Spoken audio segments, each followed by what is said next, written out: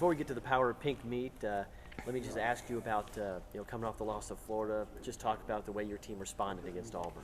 I think anytime you have challenges in athletics and life, the biggest thing you can do is look at them as an opportunity, and that's what this team did. We used it as an opportunity to move forward, to set the tone for how we wanted to be for the second third of the season before we head into championships, and I thought the ladies did a great job. You posted another season high score, 197.075. You moved up to number 6 this week in the rankings. Do you like to see this young team, the growth that they're making week in and week out? Oh, absolutely. I loved seeing where we were a week ago and then what we did Friday night against Auburn. I think we set the tone that we know we can be much better than we have been. It is a young team, and we're gaining experience both in the upperclassmen and the freshmen. So I think this gave us a glimpse of how good we could actually be in the home stretch run. You know, Kentucky, I know they're coming off 4 straight losses, but Georgia and Auburn, the last 2 could have gone either way point-wise. How do you guard this week coming off such a strong performance, of maybe having a letdown? Well, I don't think, first of all, in the SEC that you can afford to let down. You may be ranked number 1 or you may be ranked number 7, but on any given night, a fall on the bars, a fall on the balance beam, those things pull those teams together quickly. So I think they're talented. I think they'll give us a good competition. What I hope is that we come out right from the start of the gates, just like we did against the Auburn meet, and that we have a great meet. Okay. Now the Power of Pink meet, 7th annual. Wow, 7 years doing this. What does this meet mean, to you and the Alabama gymnastics program? Well, I think first of all, it's a signature event for the Alabama gymnastics program and the University of Alabama.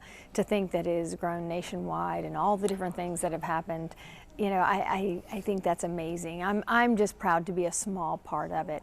But at the end of the day, when hopefully we'll have a rocking house full of fans, when those people leave Coleman Coliseum, if we have been able to touch the life of one individual, to use the breast cancer fund to go help them seek a mammogram, or to know that they need to go get help for a problem they may have noticed and have ignored, that's the difference maker right there. And that's what we're trying to do, is help change the direction of the lives of other people.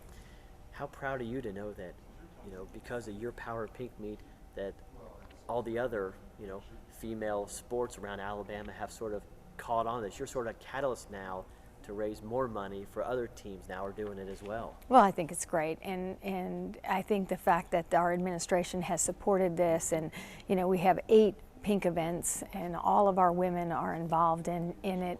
I think this just says volumes, and I think that our team embraces it.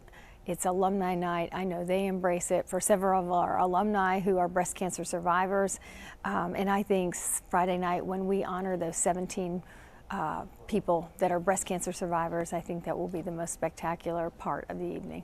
I know I asked Alyssa Marissa, it's such an emotional night, and for a young girl to see a cancer survivor, it really is overwhelming, and also everybody and you know somebody that's passed away from cancer. It's such a deadly disease. How do you guard against, the team still staying focused on, beating Kentucky, because that's the goal, and not letting their personal emotional feelings maybe overwhelm them?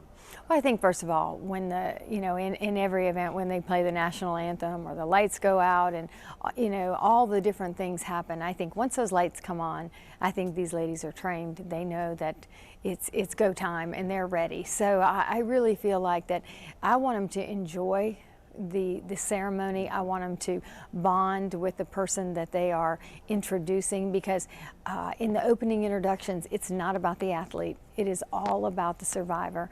And I think that kind of makes them realize the importance of this event and the importance of doing something different to help the world.